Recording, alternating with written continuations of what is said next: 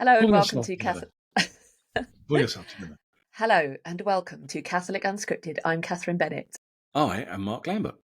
And I'm Gavin Ashenden, otherwise known as I'm not a very proliferate Twitter person.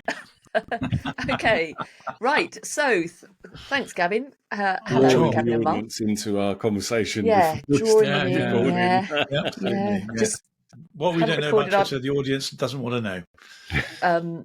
We're back. Hello, lovely to see you both since Pittsburgh, and hello to you, our lovely audience, and hello to any new subscribers, new viewers. You're very welcome. Please visit our website, CatholicUnscripted.com. Do check out our membership. There's lots of blogs, lots of extra videos, and other things that you can pick up from as little as £10 a month. So take a look.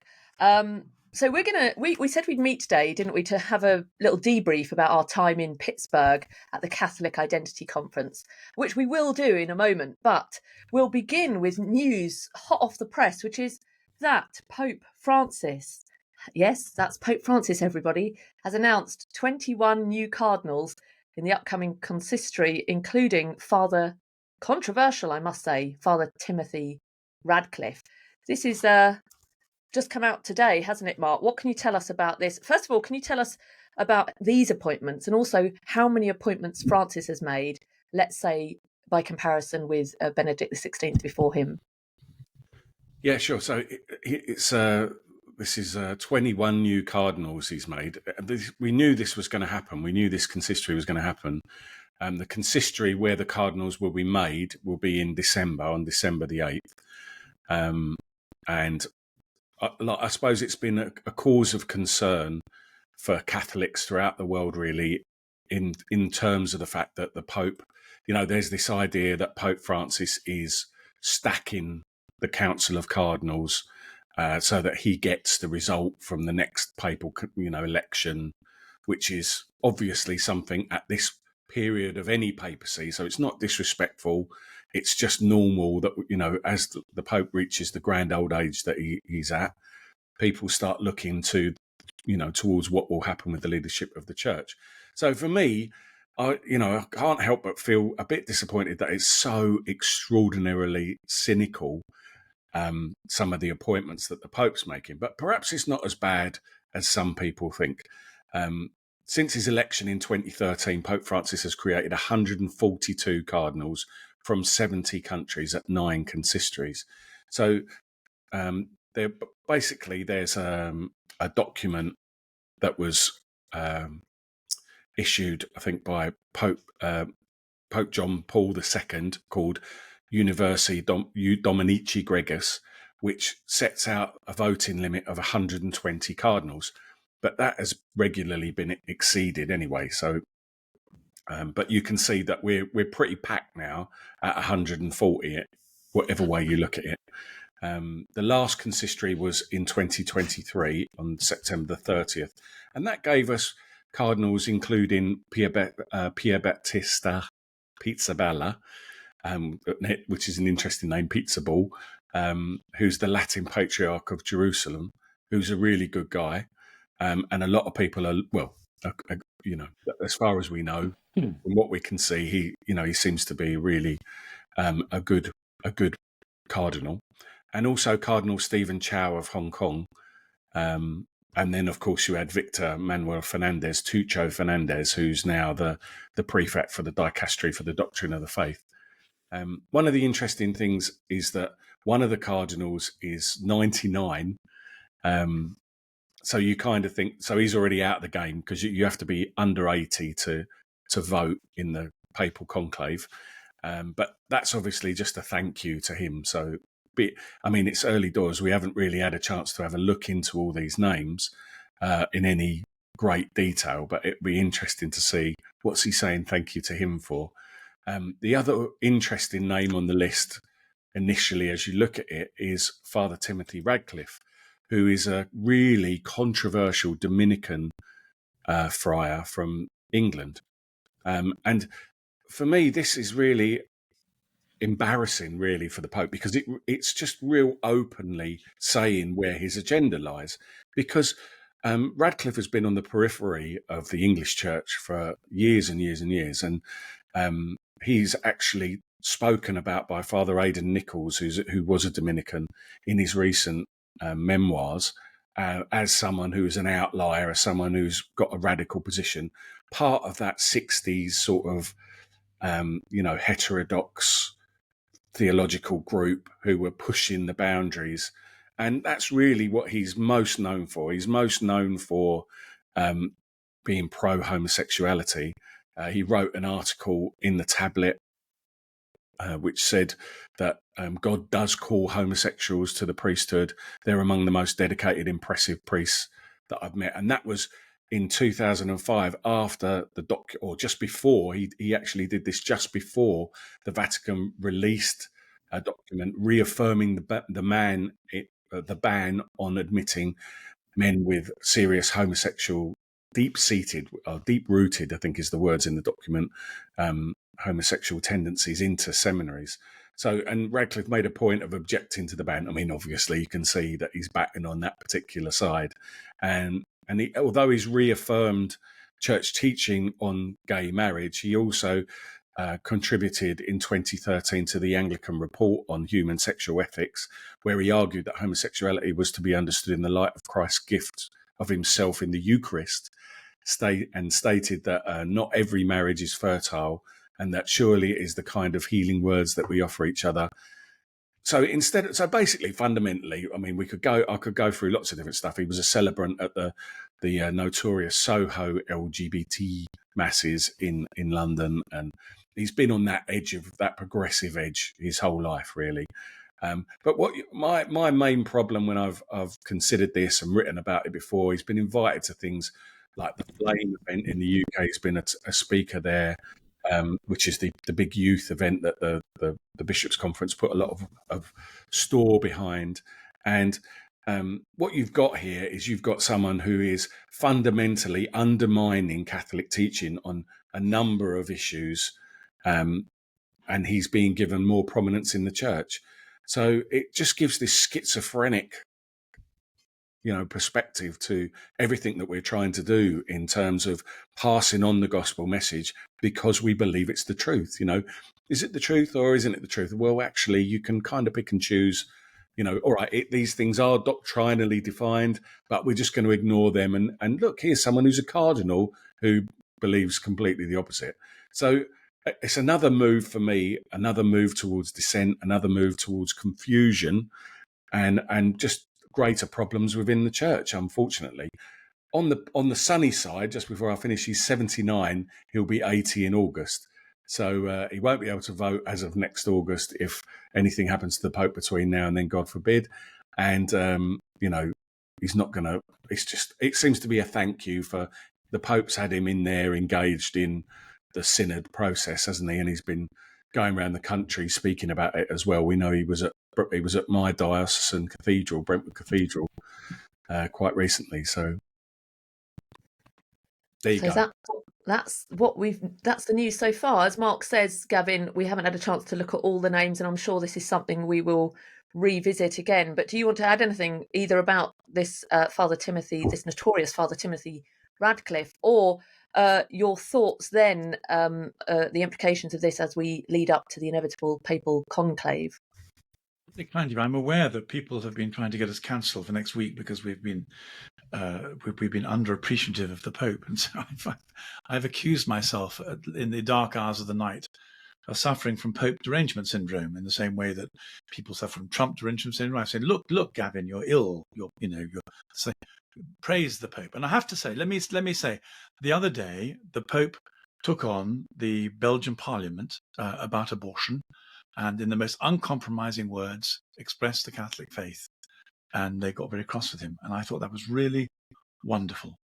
So that said, I think the reason I'm upset about this is partly because of what Mark just pointed out.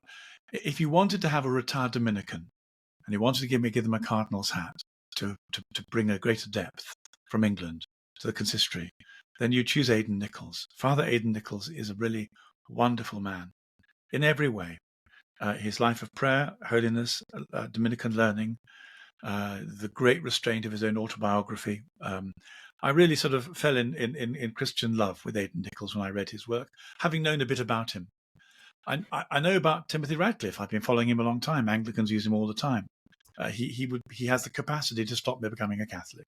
If Timothy Radcliffe is a Catholic, I wouldn't want to join the Catholic Church. Fortunately, Our Lady got me over that. But the idea that Francis could choose Timothy Radcliffe over Aidan Nichols, I found very difficult. And I'm going to have to go to bed tonight accusing myself of suffering from Pope derangement syndrome again and ask the Holy Spirit to help me. Well, you probably won't be the only one, Gavin. Thank you. Other big news in the UK. Just before we move off of that, I think it's important to say that this does give us 4 cardinals now in the UK, which is kind of a bit bizarre, isn't it? We've got Michael Fitzgerald, Vincent Nichols, and Cardinal Arthur Roche. So it's bizarre that under Francis we've actually got four cardinals now in the UK. I think the other thing that I just wanted to mention before we move off of it is that there's a lot of good chat about this Redemptorist guy who's in Melbourne, but he's part of the Ukrainian church, and he's only 44, and he's been made a cardinal as well, which is quite kind of an interesting choice, isn't it? And, let's have a look, see what happens there. But it's not all bad news, is what I'd say. We'll have a dig more into the names, and obviously it takes a bit of time, but hopefully there's some, you never know. I've had a lot of people contacting me this morning saying, oh no, things are really bad. But I believe in the Holy Spirit. I believe in that the gates of hell will never prevail. And you never know how these things are going to work out, So you have to believe that God is working right in straight with crooked instruments, I may text you for help at 4:00 tomorrow morning. Yeah, no worries, Gavin. Brilliant. Well, the other big news story, which again, like these names, we will return to in more detail and probably more than once as the months lead up to the end of the year, is that the UK have a bill going through before year is out, a bill proposed by Kim Leadbetter, who wants to see assisted suicide brought in and legalised in the UK. We've mentioned it before. It would be the biggest seismic shift in law in this country in my lifetime since the 1967 Abortion Act. And we're being promised by all sorts of people the same things. First of all, they'll wheel out the hard cases, the limit cases, the people in locked-in syndrome and extreme cases.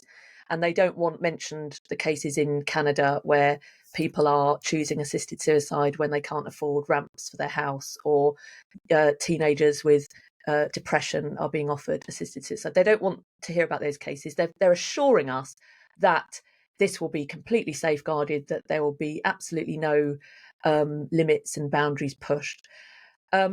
As you know, I went on the BBC this morning and was interviewed about it. It's never really a detailed discussion. You can't say everything you want to say. One thing I was saying to you before we came on air this afternoon is what I'd wanted to say, but didn't, and so I'll say it now, is I wonder whether these people who are assuring us at the moment that there will be limits that will not move would be prepared to publicly apologise and admit that it did not remain limited when inevitably those limits are expanded on grounds of equality and discrimination, because you just know it's going to happen, don't you? It's just an inevitability. No, it's a certainty. Once you it's a certainty. Once you bring in assisted suicide and you say it's legal and it's only for those who are within six months terminal illness with their death is foreseeable. Well, all our deaths are foreseeable, let's be honest about it. But once you say that, then of course there will be cases brought through the court saying, well, why them? I haven't got a terminal illness, but I'm in constant physical pain and I can't administer medication. And then, well, why them? Because I'm in constant mental pain and I can't get any relief from it. And it would be very hard in the culture we have of equality claims and discrimination claims not to say, well, you've got a point. So that's what I wanted to say, which I didn't say on the programme this morning, but I just wanted to say it now. Would those people now promising and assuring us that this will be really stringently limited, be prepared to stand up and say, we got it wrong? Because you have got it wrong. And I'd like to see some of those people apologise. There you go. Say something else, Gavin or Mark, before we move on to our debrief of the CIC. Well, I kind of thought it was it all comes down to that quote that I just flashed up on the screen from Ratzinger. Like that. This is the dictatorship of relativism. Yeah. And watching you argue, I know you well enough now to see in your eyes the resignation that these people, you're talking to people who don't even understand the fundamental basics of the argument. And no one has stopped to ask themselves why it's taken up until this point for us to work out, that, like, why has that dam not been breached up until this point? Why have we always retained the sacred nature of human life? Why have we retained the dignity of human life? And it's like those building blocks are, the push of the progressive agenda that Pope Benedict XVI called the dictatorship of relativism has tumbled down now that dam, and it's rushing through. The waters are rushing through. We've got abortion up to birth, and it's this utilitarian philosophy behind it, isn't it? That it's about me and what affects me, and it's my decision, and it's none of your business. And I don't know. I'm not confident how we even bring the argument to a culture that is so embedded in this dictatorship of relativism. Perhaps Gavin's got some clever ideas. No, I don't think I have. I think the only way I'd want to take that on is to say that people have no idea how critical the nature at this moment of cultural change is, and it's comprised of two things: ideological and pneumatical spiritual. Ideologically, we're dealing with these things one at a time: gay marriage, abortion, euthanasia, transgenderism. At every stage, special arguments are being brought out in order to please a population who are addicted to the nice and the pleasant and the convenient. It's like a kind of fast food industry philosophically. And every time you give them something yummy with chocolate on it, they say, I'll eat that. How can you possibly suggest this will do me harm? But the cumulative effects of them are disastrous, and they're destroying Christendom. And of course, this is part of the thing that we were talking about in Pittsburgh. The dark gods are back. This is the destruction of everything Christian. And immediately afterwards, there will be a deluge, a terrible, terrible deluge, as Mark rightly implies when he says that we're moving to the point of human beings being disposable items. And this disposability will be terrible, because it will be combined also with the danger of the lack of democracy, the lack of free speech, the lack of accountability by the rich. All these things are coming together. We're really at a fin de siècle at the moment. I don't know if our Lord is about to come back now, or whether it's just the collapse of the culture that we're the end of. But it's terribly serious. And of course, Katherine was resigned when she said what she said, because most people's minds are made up. They've already been brainwashed and addicted to what's being offered, and only a few people are listening. But we're here for the few to listen, and if we pray, when you pray, hearts open up, and that's we have to pray and argue together.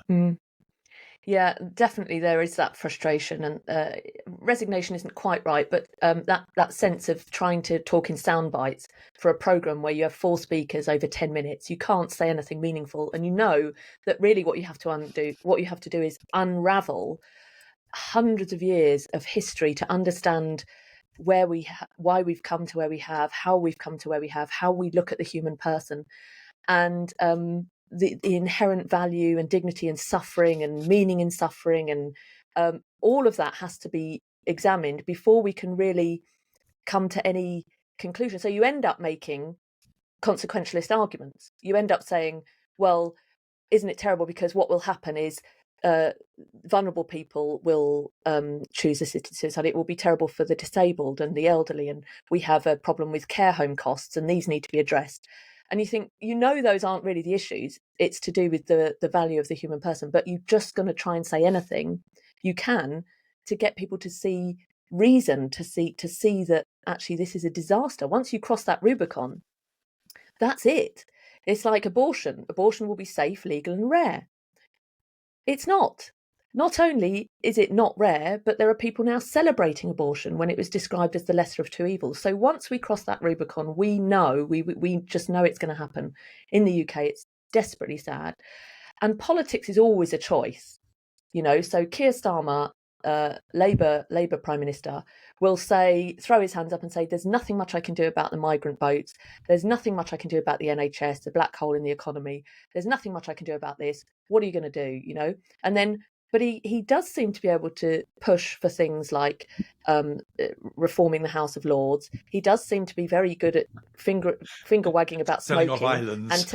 Yeah, but do you know what I mean? Like, actually, to just throw his hands up and say this is not a political choice. As you've said before, Mark, last year in February 2023, around about just over 60% of the British population said that they support a return of the death penalty.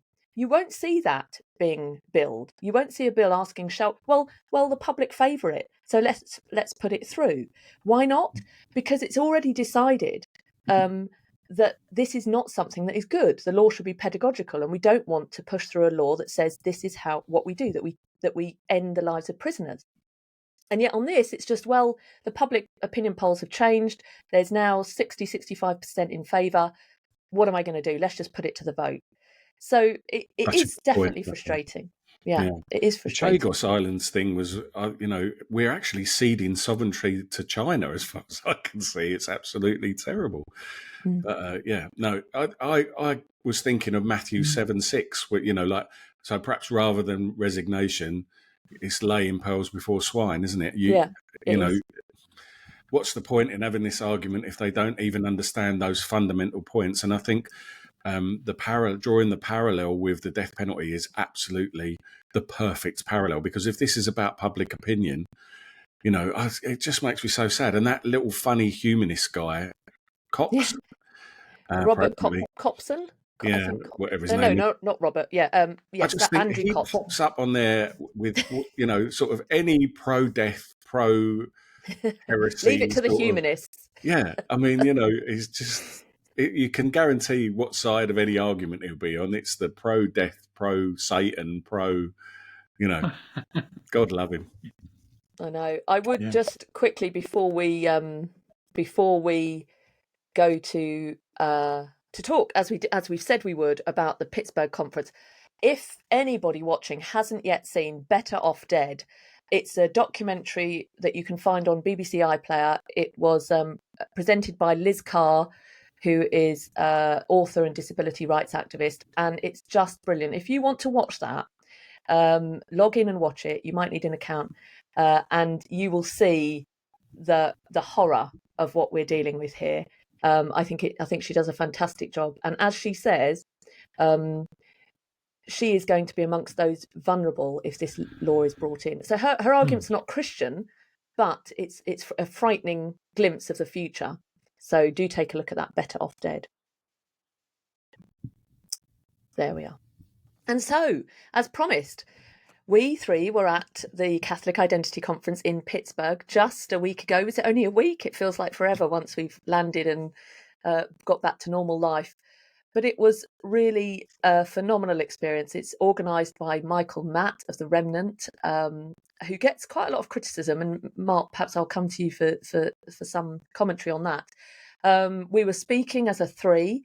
We've already put up a video on our channel of just a few snippets of our talks. It's not the full talk. If you'd like to hear those, you can visit the Catholic Identity Conference website, and I think you can still pick up a link to not just our talks, but the talks from all the speakers. And of course, you can pick up on our website a link to our own upcoming conference. And while I'm at it, there is, for those who missed out on an opportunity to come to Ireland next week, there is another conference being held at Stonyhurst in January. So take a look, all on the website. But so we arrived in Pittsburgh for this conference. And I must say, Gavin, you also then had a solo spot and gave a wonderful talk, which everybody must listen to, on the pagan gods are back, which you've just hinted at there on this issue of euthanasia. But Mark, first of all, let me come to you. This Catholic Identity Conference has been running for a few years, and it's the brainchild of Michael Matt. And as I said there, it has faced quite a lot of criticism. Why do you think that is? Well, I think that people see it as trads, like that, or there's I think it's part of the exacerbation we've seen under Pope Francis of divisions within the church. that really under Pope Benedict XVI was drawing us all together in a most wonderful way as part of the Catholic family, and he sort of was accentuating the value of all of these different elements, and everyone felt valued, everyone felt welcome and part of a family. And since Pope Francis has come along, he's been attacking faithful Catholics of different ilks. He calls people names, rigid, and all these sorts of backwardist, and he's got his particular ideological presets that these are the people that. So I mean, if you take people who are particularly fond of the traditional form of the liturgy, for example, we've got lots of different rites within the church, lots of different ways of that the Mass is said, the Syro-Malabar rite, the Ordinariate rite, the Melkites, and all different rites. But for some reason, he's written Traditionis Custodes to attack and marginalise traditional Catholics, so that they are, set up as some kind of problem within the church. And of course, lots of people, there are commentators online like, Mike Lewis might be a good example from Where Peter Is, who has really taken this to heart and sort of focused on traditional Catholics as being the problem within the church, and doesn't miss an opportunity to sort of join in with that.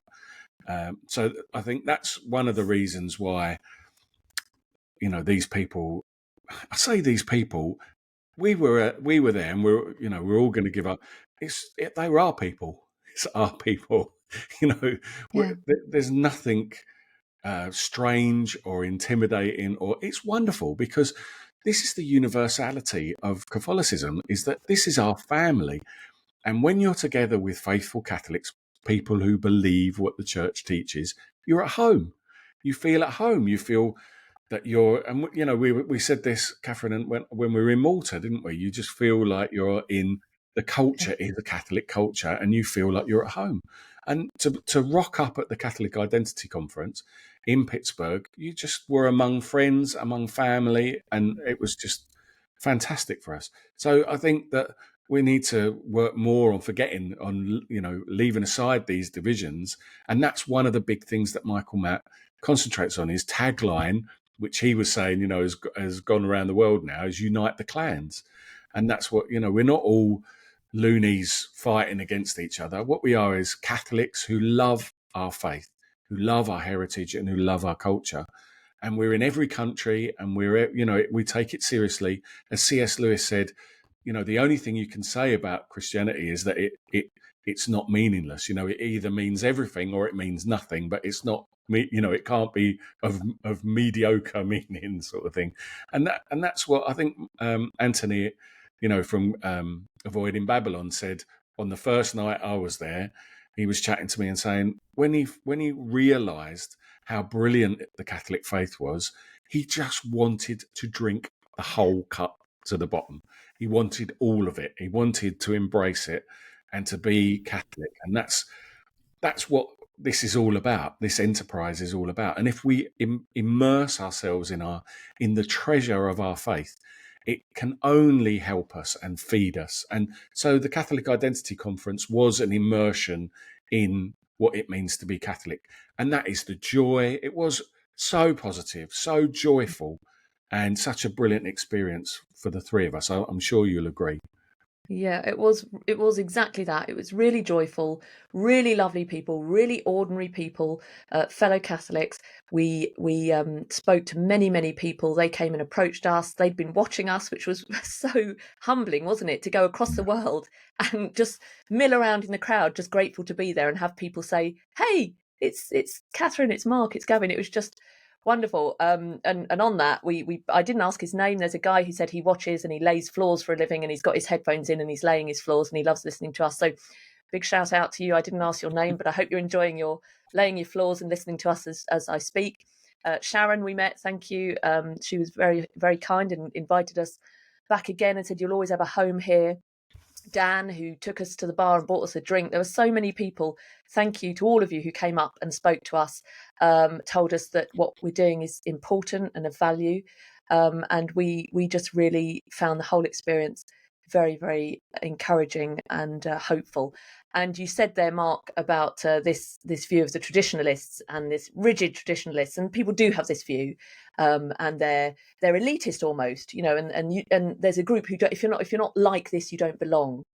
One of the speakers I have to single out, who I loved all the talks, and we'll get into them in a minute, but one of the speakers I have to single out because I've listened to his talk live and then I listened again, and I think he's such a powerful speaker, is Father, I'm going to get this wrong, the Americans say Father Wow Silvera. So he's a TLM missionary, and he just has such a wonderful sense of humour, and with such gentleness and love and compassion. He spoke about his time as a TLM missionary, his going to Kenya, going to peoples in the poorest parts of the world, who in the simplest, living in the most simple ways in little villages on hillsides, and how they came together and joined him in the Latin Mass. And he showed us these images and these people and the joy. One thing that just kept coming across from the videos was the joy that these people were able to receive from this liturgy. And I think it juxtaposed with this idea that we're presented with of this very rigid elitist group called the traditional Catholics. And as you say, Mark, we're Catholics. It's universal. There is no this group and that group. There shouldn't be anyway. So that's just a personal favourite. If you do pick up a link, check out Father Wow. But Gavin, what would you pick out as the highlights of our time there? I think for the first time ever, I discovered the church I really belong to. For the whole of my life, I've been looking to find the marks of the church. And this group of nearly 1,000 Catholics, we were all the same, and in a nice way. And I've been trying to think, what is it? And perhaps one could say that the thing about the Novus Ordo is it seems almost to offer itself to you as saying, what can you do with this Mass? How can you make it, whatever, accessible, interesting, whatever. The wonderful thing about the Latin Mass is it says, what are we going to do with you? What is Jesus going to do with you? And everybody who was there shared the same attitude. I'm here to see what the living God wants to do with me in worship. And then everything flows from that. So the if you like, the political tensions, the aesthetic, the cultural, the intellectual, they're all modified and modulated by this act of loving sacrifice that you begin with in a Latin Mass. And having said that, my two favorite speakers were you and Father Wow, and what you both did was you made everyone laugh. You did it.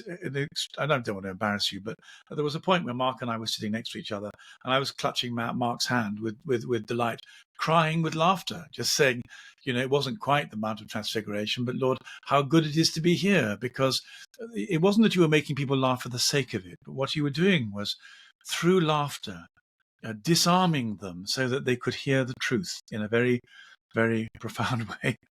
That wonderful thing. Shout out to the Spirit of Vatican II for giving a girl a chance. That was really very funny. Anyway, so there were those two things. I loved Father Wow. I came away with. I loved Candace Owens. I realised there are difficulties with some of the things she's been saying recently, but I'm very pleased to say they were put to one side, and she gave a fantastic testimony about how she discovered that she could only be a Catholic. George Farmer was very good. The quality of the people there, both talking and listening, was really wonderful, and I've realized I'm so grateful to have found the essence of the church in a way that words begin to run out. I found the essence of the church. I'm so grateful. Thank you, Lord. Yes, Mark, I know you missed Candace because you flew in after she spoke. She is a phenomenally gifted speaker. She has humour and clarity, and I thought it was quite moving. She's clearly a new Catholic, and she talks about coming into the church and this journey, this search for truth, and she found these small t truths, and now she's found the truth in the church in Christ. And she spoke, what made me laugh is she spoke about doing the pilgrimage to Chartres with Michael Matt and her husband, and she talked about how they were trekking for 24 hours, and she was exhausted and her feet were sore, and she was just glad to be alive and realised she had another couple of days ahead of her. And she turned to her husband and said, "I'm just thinking about the children. What are you thinking about?" And he said, I was thinking about how in medieval times you'd have got to do this in armour. And she's like, okay. They were just lovely little human, personal stories throughout the conference. Another wonderful talk was given by Bishop Anthony Spinoza, who did a talk entitled "The Four Words," and that was a really clever thing to do. He looked at the four words "I will not serve" and compared them with "Thy will be done." And he said, which four words are you going to pick? Are you going to pick "I will not serve," or are you going to have the humility to choose "Thy will be done"? So again, just a really powerful way in, I thought. What about you, Mark? Because I know you missed out on a couple of the earlier talks, but from your experience over the weekend, what were your personal highlights? Well, I thought Chris Salcedo's talk was really good. The guy from Newsmax was quite interesting. But I think obviously Bishop Schneider what a great privilege that was we actually sat on the table with him. And, at one point there were the bishops and Gavin were all having I think I might even have a little clip of it on my phone. I think Bishop Schneider was telling a joke about, when they trained him to be a bishop, and that, like, just to see the four of you all there laughing together, that was a magical moment, and I got to have a little chat with Schneider. I met him a couple of times before, but he wrote an amazing book. This is years ago, before anyone knew who he was, called Dominus Est, and it's only a tiny little thin book. I've got it on the bookshelf here, about the real presence, and it really was one of those formative publications. My parish priest gave it to me, and it really changed the way that I approach the Eucharist. So what a great privilege to meet up with him and to hear him talk. The other guy was it Emmanuel Badejo, the bishop from Nigeria, who's the chairman of CCAM. Amazing. He was brilliant, wasn't he, Gavin? Very good. What a guy. I know you really enjoyed that one, didn't you? I just thought he was a man of extraordinary stature. Every so often you meet a really big Christian man and rock solid, perhaps like St. Peter. I also love Michael Matt's joke that the first act of apostolic solidarity was they all fled. So I thought, well, that's those are the downs of which we're trying to also to include the ups. So there are always the ups and downs, but the Lord brings resurrection in everything. It was just an amazing group of people. I mean, so many congratulations to Michael Matt with his passion and his vision and his generosity and all his family, and it was just lovely. And another big up that we have to mention, of course, Mark, is Gavin singing opera for all the people in the hotel. I'm sorry. There you go, free of charge. I've uploaded that to our Instagram account, guys. I'm sorry. So I was pushed over the edge by this lovely man as old as me, who's also a tenor, and he wanted to sing the end of Nessun Dorma. And I thought, well, we could do it together. So, it was phenomenal. Please do pray for Gavin, because it's very, very, it's a heavy cross to be an introvert and to be forced. He's so introverted, and to be forced to sing opera in the hotel lobby. So yeah. Poor Gavin. It's tough, isn't it, Gav? We've got your back. Don't worry. The fact that we're just standing in the corner taking videos wherever we go of you and uploading them on social media, that's how we support you, Gavin. But you have a beautiful voice, so good for you. Sing wherever you go. It was brilliant. Well, I can't stop singing, but I do try and keep it out of the public media as much as I can. Anyway, there we are. Right? Nessun Dorma over meatballs. Very good. And of course the Mass. There were masses every day of the conference, and that's no easy thing to do, to have a crowd of almost 1,000 people, and yet there was absolute silence, reverence. It was such a beautiful liturgy. Well, and you got to sing in the choir as well, Gavin, didn't you? I did. The most beautiful they music. They were brilliant. Yeah, with they just female handed tenor, out. Gavin. Oh, don't I get very upset with female tenors. This is a form of transgenderism. Oh, but I discovered why. Does anyone want to know why there are female tenors? I don't want to pollute our conversation, but I've discovered why for the first time. Someone explained it to me. But anyway, And it's all to do with homophobia, apparently. Anyway, be that as it may, it was just lovely also to be part of a group of people where they handled out plain song, Gregorian chant, and everyone could read Gregorian chant because it's not the same thing as reading ordinary music, and sing it. And you just thought, I like being in a group of people where if you've got some Gregorian chant to be sung, it can be sung. It's lovely. Mm. Yeah, and we had dinner with Michael Hitchborn, his wonderful family. We met Anthony from Avoiding Babylon. So many good people that we link up with online and in the cyberspace, but to sit with them in person and to have a drink together and to eat together was wonderful. So yes, huge thanks to Michael Matt and his family for organising and for having the strength and the courage to persevere despite the criticisms that he faces. And we hope to be back next year. Yeah. Well, there's our debrief of the Catholic Identity Conference, and I think we'll leave it there for today, but we'll be back in just hopefully a short time. We're sorry we've been away for this break. Hopefully you understand, and we'll come back with some more commentary on those appointments and Katherine, more you may have said it already, and you did say it already, but if I can add to your saying it already, we're talking in Ireland next week, and if you want to be part of our electronic community, there is a link that you can buy, and we'd love to have your company, and you might want to hear what's being said. It's so easy now with electronic links. Yeah, absolutely. Do please pick up a link. The links will give you access to every single one of the talks, some behind the scenes footage, some conversations between us, and a chance to see the grounds that we're in, which are wonderful grounds there at the retreat centre at Glen Camera House in Waterford. If you missed out on this retreat, do have a look at our upcoming retreat at Stonyhurst in January. Mark, you were muted. I think you were speaking there. I was just saying it's very exciting to be sold out for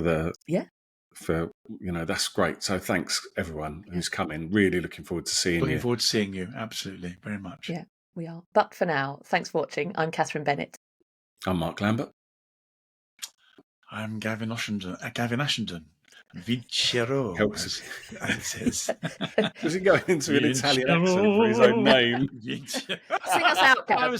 I'm not going to sing you out. No, opera's extra. Opera's extra. I tell you what, you've just put it in my mind, and we're going to do it. For all those who pick up a link, we're going to add in a little video of Gavin singing opera. How about that? No. Don't do it. It's a done deal.